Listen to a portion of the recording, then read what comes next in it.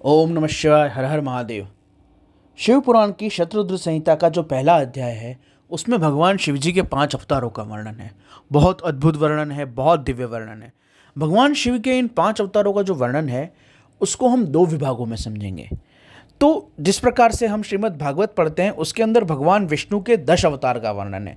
ये जो 10 अवतारों का वर्णन है उसे अगर हम थोड़ा गहनता से, गंभीरता से, बुद्धिपूर्वक, तर्कपूर्वक समझें तो हम ये पाएंगे कि ये सृष्टि निर्माण में जीव उत्पत्ति की ही कथा है। क्योंकि उसमें सबसे पहले भगवान का जो मत्स्य अवतार आता है, फिर वराह अवतार आता है, फिर नरसिंह अवतार आता है। इस प्रकार से जो जीव वैज्ञानिक कहते हैं कि पहले जलचर जीव हुए, उसके बाद थलचर और जलचर उभयचर जीव हुए, फिर उभयचर जीव के बाद केवल जल थलचर हुए और उसके बाद आगे जीव सृष्टि हुई और अंत मनुष्य हुआ। तो जब हम भगवान विष्णु के 10 अवतारों को देखते हैं तो वो क्रम इसी से मिलता है, जलचर, उभयचर और फिर थलचर। और इस प्रकार से आगे फिर पुरुष जो आया था वो आदि मानव जैसा पुरुष था, एक उग्र पुरुष था जो हम नरसिंह अवतार के रूप में समझ सकते हैं। तो ये एक प्रतीकवाद है, एक प्रतीक की कहानियों से समझाने का प्रयास किया गया है। तो भगवान विष्णु की जो सृष्टि है, भगवान विष्णु के जो अवतार हैं, उसका जो वर्णन हम पढ़ते हैं भागवत पुराण के अंदर तो वो सीधा जाके मिलता है जैव विकास क्रम से। उसी प्रकार से भगवान शिव के 5 अवतारों का वर्णन है। भगवान शिव के जो 5 अवतारों का वर्णन है उसे 2 विभाग में समझा जा सकता है। वो 5 अवतार 5 तत्वों के भी अधिष्ठान हैं और वही 5 अवतार हमारी चैतन्य शक्ति, हमारी आत्मा के भी अधिष्ठान हैं। तो प्रत्येक जीवित वस्तु के अंदर चेतना होती है, जीवन शक्ति होती है, प्राण ऊर्जा होती है, जैव विद्युत होती है। वो जैव विद्युत या वो कॉन्शियसनेस अलग अलग रूप में प्रकट है। बुद्धि उस कॉन्शियसनेस का एक भाग है। मन का विचार करना, चिंतन करना भी उस कॉन्शियसनेस का एक पार्ट है। हमारा अपने आप को समझना, जिसको हम ईगो कहते हैं, मैंपन कहते हैं, अहंकार कहते हैं, अपने आप का परिचय, अपने आप को समझना, पहचानना, ये जो है उसे अहम तत्व कहते हैं। ये भी उस चैतन्य शक्ति, कॉन्शियसनेस का एक पार्ट है। हमारे भीतर जो चेतना है, जो आत्मा है, जो जीवन शक्ति है, वो केवल दिल धड़कने और रक्त के बहने और सांसों के चलने तक सीमित नहीं है। हम जो बात कर रहे हैं, जो सुन पा रहे हैं, देख पा रहे हैं, ये चेतन शक्ति केवल उन क्रियाओं तक सीमित नहीं है। उस चैतन्य शक्ति का भीतर एक पूरा का पूरा आलोक है, एक पूरी की पूरी दुनिया है, जिसके अंदर वो चेतना शक्ति विभिन्न विभागों में बटी हुई है। बुद्धि, तर्क, वितर्क, ये उस चेतन शक्ति के, उस आत्मा के, उस जैव विद्युत के एक भाग को दर्शाती है जो हमारे अंदर बुद्धि है। उसी प्रकार से जो हमारे मन की गति है, चिंतन है, मनन है, मन में आने वाले विभिन्न विचार हैं, जो मन है, जो चित्त है, वो भी उस चैतन्य शक्ति, उस जैव विद्युत का एक भाग है। और अपने आप को जो हम समझ पाते हैं, पहचान पाते हैं, जो अहंकार है हमारा, वो भी उस जैव विद्युत का एक भाग है।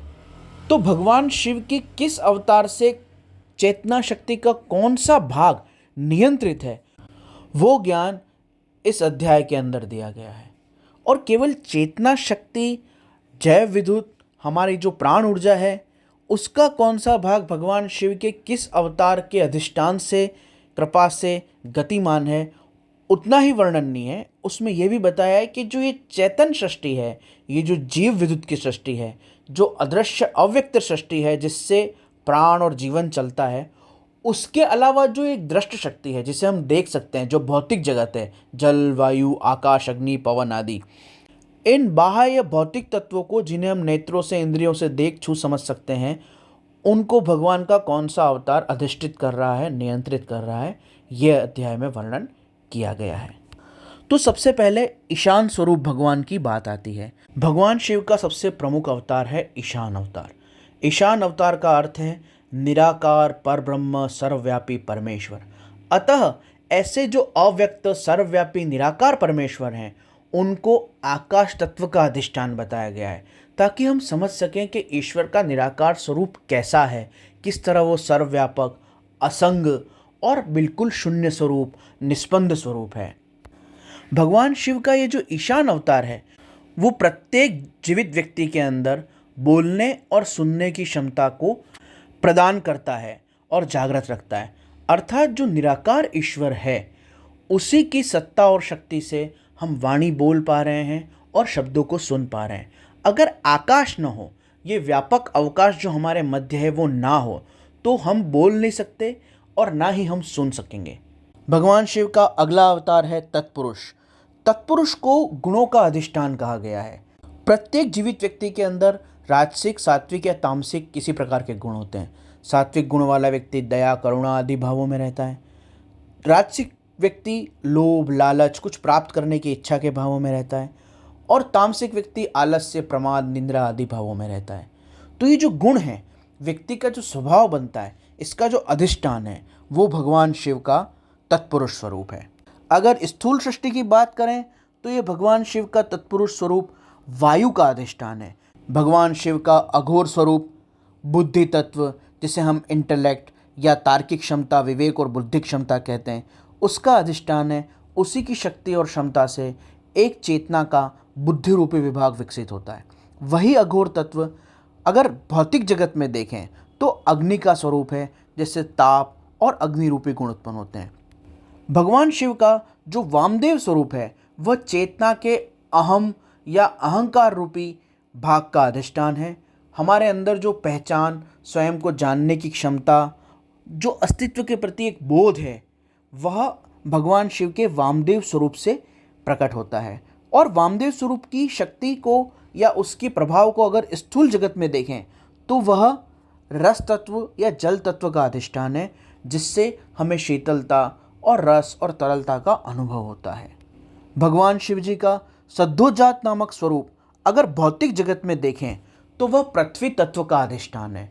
पृथ्वी तत्व के जो स्थिरता, जड़ता, कठोरता, गंध आदि गुण हैं, वह सब भगवान शिव के सद्योजात स्वरूप से विकसित हैं। और भगवान शिव के इस सद्योजात स्वरूप का अगर हम चैतन्य सृष्टि के अंदर जीव सृष्टि की जो प्राण ऊर्जा है, जीवन ऊर्जा है, उस सृष्टि में देखें तो सद्योजात स्वरूप किसी भी जीवित प्राणी के स्थिर बने रहने में सहयोगी, पिंड रूप से उसके स्थित रहने में उपयोगी है। और भगवान शिव के उसी सद्योजात स्वरूप से एक जड़ पिंड चैतन्य रूप से बना रहता है और अपने क्रियाकलाप कर पाता है। इस प्रकार भगवान शिव के जो पंच अवतार हैं, यह पांच भूतों और चेतना शक्ति के पांच विभागों को किस प्रकार से अधिष्ठित करते हैं और नियंत्रित करते हैं, और किस प्रकार भगवान शिव की कृपा से जीव की जो जीवन ऊर्जा है, प्राण ऊर्जा है, उसके पांचों विभागों में भगवदीय दिव्य देवी तत्व का नियंत्रण और कृपा है।